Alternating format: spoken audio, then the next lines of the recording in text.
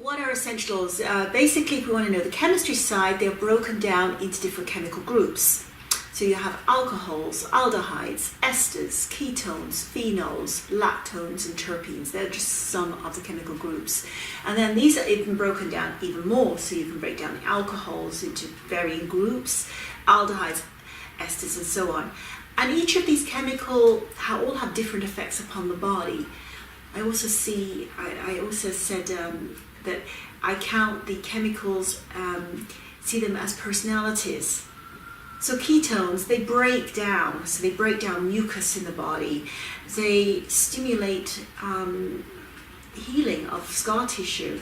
So you sometimes heard about using ketones in cleansing and fasting because they break fat down. They break mucus down in the body. So great in the healing of somebody who's got a lot of congestion on the chest and so on. And then you have esters. I always think of a nice auntie who's really a nice soft woman who's very cuddly.